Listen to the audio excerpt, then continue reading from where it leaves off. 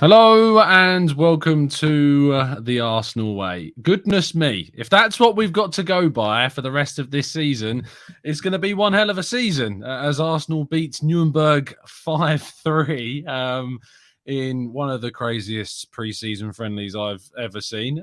Chris, I'm very happy to be joined by to talk this through. How you doing, mate? Are we good? Yeah, I don't really appreciate Arsenal doing that to us whilst I'm trying to finish off the shift and get an article done. But yeah, what a second half that was. It's set the standards high, hasn't it, for the remainder of pre-season? There's a lot of people moaning about the fact that Arsenal charging to watch those pre-season games. I don't mind too much if they're going to be like that. That's the solid entertainment, for an hour and a half. Very much enjoyable. I say an hour and a half. 45 minutes of it weren't so enjoyable. We'll talk about that in a second. But thank you, everybody that is joining us in the chat box. Of course, I'm sure plenty of you have watched it. If you haven't and you want a minute-by-minute roundup of what happened, you can go to the football.london website. I was running the live blog, probably the craziest live blog I've had to do. And I never thought that I'd be saying that for a pre-season game, to be honest. It was quite the task in the end. It was something special, but enjoyable all the same. And I definitely didn't hype up Jesus as the greatest number 9 to ever exist. Definitely didn't do that. But if you want to go and check if that did indeed happen, make sure you go and get a recap of the game across the board. Let's start with the negative, Chris, and then we can move on to the crazy positives. 45 minutes of pure frustration, legginess, tiredness, insipidness. How many words can I come up with? It weren't a great first 45 minutes, was it? No, it wasn't. Little glimpses of a couple of chances here and there. Obviously, the most notable one, Emile Smith-Rowe's shot in the first half. We tried to find the top corner, decent effort. But apart from that, we were slacking pretty bad. The energy wasn't there. The sharpness wasn't there. And really, really sluggy in possession. Ultimately, that's what led to the goals that we conceded. Unfortunately, Matt Turner maybe questionable on that first goal. It's always, disappointing to see, on your debut from a new player, you're hoping he gets off to a really good start. He did make a good save, to be fair, in the first half, closed down one of the forwards really well and stopped him getting through. But not much he could have done about the second. It was a really tidy finish actually across him into the bottom corner. But look, hey, he'll learn from it. I'm sure he would have been a bit nervous. First game for the Arsenal, big deal for him. Look, as long as he sort of gets those sort of errors out of the way in pre-season, I don't really care. I still think we've got a good shot stopper on our hands, and I'm sure he'll make up for that sort of error. But you can't take anything away from the strike. It was a good strike, probably a bit of swerve on it, a bit of movement, which threw him off. So not the end of the world. Just the overall performance in the first half, like I say, really sluggish. We weren't nowhere near our best. A few players in there that aren't or possibly won't be here in a few weeks' time. So overall, it doesn't trouble me too much because of that. And you've got to factor in that's the first 45 if I can get my words out, first 45 minutes of sort of our main pre-season with a lot of rotational players in there. Not too concerned by it, but of course, something for the players and something for Mikel Arteta to work on. Yeah, absolutely. It was, quite the show, I think, from the boys in the first half, and not for all too positive reasons. In particular, Pablo Mari stood out for me as a concern. There were some things I liked. There was a really good right-footed pass out to Tierney that led to that shot from Smith-Rowe in the first half that was good, but we need someone who's quicker. We need someone who can track back and cover more of the pitch a lot easier, and Mari isn't that guy, unfortunately. So when Gabriel, of course, as he did come back in the second half, is there, you've got players like White and Saliba, Tierney, Tomiyasu. There's a lot more movement, a lot more freedom. Then hopefully you will have players to cover those areas. But enough of the negatives, because it's not a game to focus on that, because the second half was something special. And Gabriel Jesus making his Arsenal debut, there's going to be surely a tricky challenge to find someone scoring their debut goal faster than Gabriel Jesus managed it. But both of his goals were they weren't goals for a player that, is, who makes who's signed by a club. They score a nice tap in or a good bit of movement. These two finishes from Jesus were, I'm going to say the words, world-class finishes from him. Absolutely unreal. Yeah, absolutely. I mean, not bad for a player who struggles to finish, chances, but there we go. Yeah. Look, not just the finishing, but the movement, the pressure he was putting on the opposition. The work rate, link up play. With teammates, he's only known for best part of a week. It's really, really impressive. Just instantly when he entered the pitch, you just noticed the difference of class and quality across that front line. And I mean, especially the first one, absolute top class finish from him. And like I say, the movement and the link up play was very, very encouraging as well. Always looking to get into dangerous positions, always looking to just cause problems for the opposition. And yeah, I mean, what a debut from him. What a 45. So really, really encouraging, of course.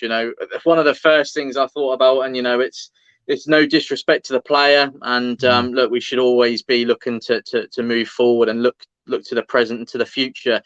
But I was sitting there thinking that you wouldn't get that from Alexander Lacazette. You just wouldn't. Okay, he puts the pressure on, but getting himself into those dangerous positions and the speed, the pace, just the quality with those finishes.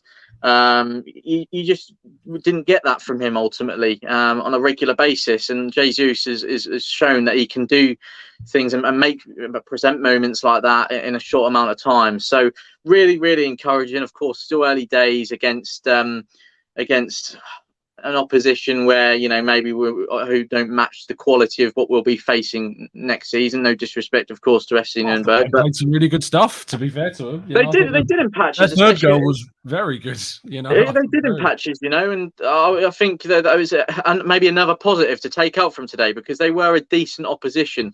But there will be, of course, as we all know, tougher tasks awaiting us next season. So obviously initially encouraging signs, and I'm sure that's just the first of many for Gabriel Jesus. Yeah, indeed. I can't wait to see what he brings. I think Lacazette, obviously, we've seen times where he's been able to finish some really difficult opportunities when he's, given the ball in tight spaces, I think. But it's the movement that Gabriel Jesus combines with. The first goal he scored in particular, the pass that was played into Nketiah, just instinctively he makes that run to continue going forwards, shimmy around the defender, because he knows there's potential for that pass to be played. It's clearly something that's worked on in training. You can see the coaching in that first goal from Jesus clearly. And it's just, it was a great, great finish as well. Talking of great finishes, if there's one player that knows how to score from range, it's Mohamed El-Neni. This guy loves a pre-season stunner. I remember the goal he scored against Barcelona from range. He scored one in Europe as well, in the Europa League a couple of seasons ago from range, I remember. Was that against Olympiacos? I can't remember the team exactly, but he just knows how to absolutely thunderblast the ball and smack it as hard as he can. We've had a whole season of Thomas Partey and Lokonga smashing balls over the bar constantly. Just leave it to El-Neni. This guy is unreal. How good was that? Yeah, a great finish. I remember actually when I was watching it, I said to myself, don't shoot, because literally just a couple minutes earlier he skied one. So typical of him to go and do that. But we know he has it in his locker. He showed it on many occasions.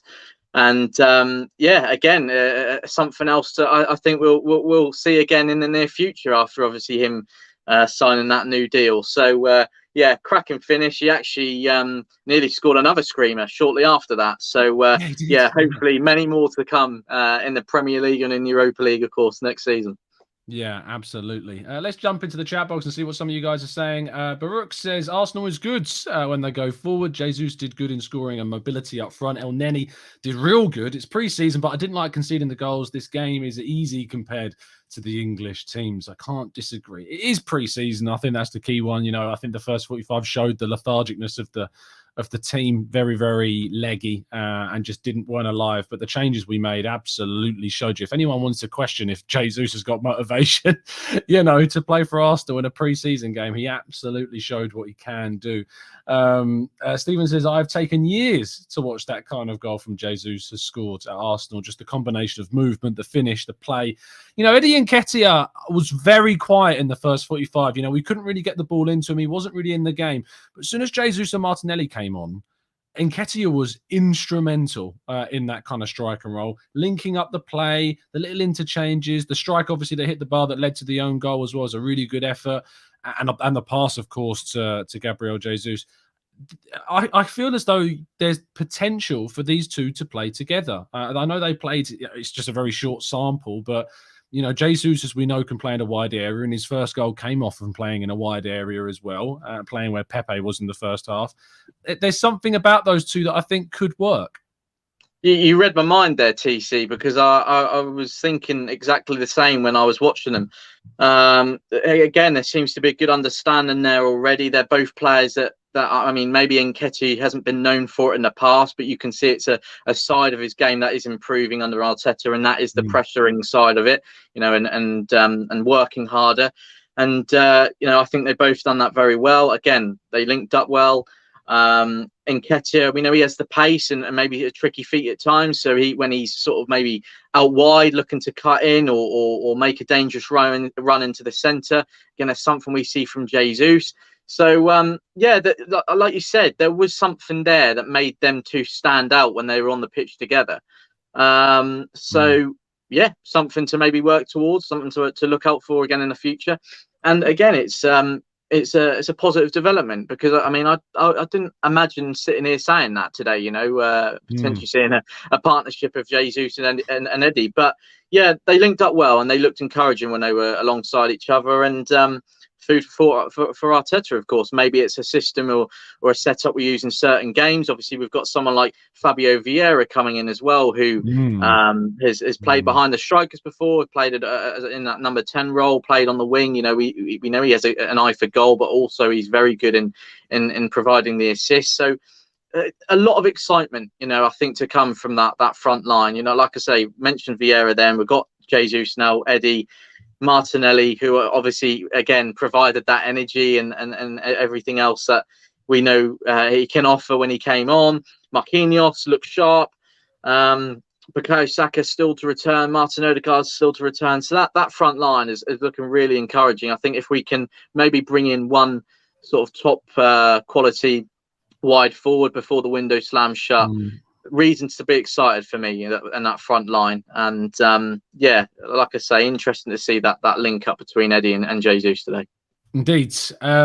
There's over 1,600 of you watching. Thank you so much for the continued support of the channel. We, of course, did hit 20,000 subscribers today. So thank you so much for the continued support of the channel. We've started this all 11 months ago, and it's amazing how far we've come in such a short space of time. And I do want to take the opportunity to thank Chris and Bailey and Umar and Alfie and Charlie, and, of course, everyone else that helped work on the channel that are no longer with us, not in life, but just they've gone elsewhere. Players, people like Guy and Gina, and of course James and Jay as well, and Hush, who is still with us, just doing other things. But amazing work on the channel, and thank you to everyone that's tuning in. We're going to take some more of your thoughts and your comments as well, so don't go anywhere. Going to be sticking around for a couple more minutes just to take some more questions. There was a question from King I saw in the chat box, and King was one of the people kind enough to send in a video for our live blog earlier on today, so thank you for that, King. He says, what do you make of Sambi Lokonga? When he plays as an 8, he looks so good, but at 6, he looked lost. And I think this is a fair representation of his performance. In the first half, he didn't look confident, didn't look comfortable playing kind of in that role with Maitland-Niles and who was the other midfielder with him in the middle in the first half? We had Smith Rowe playing in the middle with him as well. So, yeah, as the 6, it didn't work, which is an odd one because, he talks about himself being a 6 and he has played well as a 6. I just think as a lone 6, he doesn't work. He needs a Xhaka. He needs a Partey, I think, next to him for him to work. And we don't know, obviously, what's going to go on or where he's going to be played next season or where he's going to get the minutes. We imagine the Europa League. And as the 8 that he was in the second half, and then he came on and sat for quite a lot of it, other than when he was blasting goals in the top left-hand corner.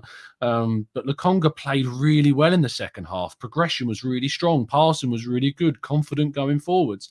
Do you think this is a bit of a sample size that tells us that Sambi, we need to play him perhaps where this Xhaka was playing last year? Yeah, potentially, as you say, the change in positions for him and the difference in the performances was notable. And I think, obviously, as you say, it's an indication that he's just stronger in the other. So I've always said, I know he endured a few struggles last season, made a few mistakes. That can be expected for a young player who's just arrived at a new club in a new league and country. But there's a talented player in there. There's no doubt about that. And I still think he has a lot to learn, absolutely. But the talent is there. The potential is there. And, like you say, it can make a lot of difference to a player's confidence when they're playing with different players or when they're playing in a different role. And today was a perfect example of that. So, as you say, when Mohamed El Neni came on, we know he's a player that offers a lot of energy, works hard, runs his socks off. And maybe that gives someone like Sambi a little bit more freedom to just do his thing. He likes to progress play. He likes to pick out smart passes. He does like to get forward. We saw that in the second half. He had an effort on goal, which was saved, I think. And, looking back to his days at Anderlecht, he had an eye for goal then. He got on the score sheet a few times. So, I think, if he has that confidence, if he's given that a bit more freedom to play his own game, we'll see the best of him. And I'm confident maybe, who knows, we might even sign another central midfielder before the window slams shut. Obviously, Yuri Tielemans has been mentioned. Perry Groves in commentary. I missed that at the time, but I saw your comment about that, which I found interesting. Yeah. Maybe Perry Groves knows something we don't. But I just think, with more quality around him, and with more consistency in his game, which obviously he has struggled for so far, I think we'll see the best of him. And like I say, he has still got a lot to learn, but he's still young. And with new players around and with more consistency, like I say, I'm sure and I'm confident we'll see the best of him more often. Yeah, me too. Charles says, all said and done, the back needs serious work. Well, thankfully, Charles, you'll be encouraged to know that we had no Tomiyasu or Saliba or White. Gabriel played the second half, of course, and Kieran Tierney still working back from fitness. We can tell you that, the reason why he was brought off was not because of a suffering of an injury. To our understanding, it was kind of looked like a planned substitution. He was going to play the first 30 minutes of the game. That said, I did think he looked pretty poor in the first 30, not beating around the bush on that one at all. I thought that was probably our weakest area was our left-hand side, and players did get in behind him quite a lot. But it's going to take him time to get back to full fitness. This is what pre-season's for. It's what we want the mistakes to be made now, not during the season. But I'm looking forward to what this pre-season is going to bring. You will, of course, find continuing content and coverage of Arsenal's pre-season on the Arsenal Way and across football.london as well. There's going to be plenty of fallout from today's game. You're about to read myself and Chris and Kaya and Tash and all of our trends team as well, working on pieces in reaction to this game. So make sure you keep your eyes peeled to football.london and you'll get plenty of content across there. Drop a like on the video if you haven't done so already. Subscribe to the channel if you're new. We'll be back on Monday at 10 a.m. There's also going to be an interview with William Gallas going out over the weekend, so make sure you're subscribed to get that. See me and Gallas go head-to-head on Arsenal expectations. Trust me, it's worth a watch. Chris, thank you so much for your time. Really appreciate it, as always, fella. Cheers, TC. Pleasure as always, and thank you, of course, to everyone tuning in. Good to see the Arsenal get another positive result in pre-season, and looking forward to the next one. Absolutely.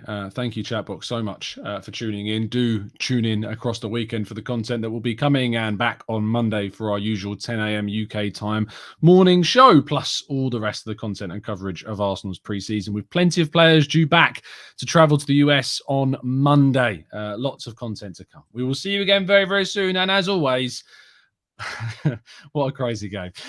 Keep following us down the Arsenal way. 49, 49, undefeated, playing for the Arsenal way.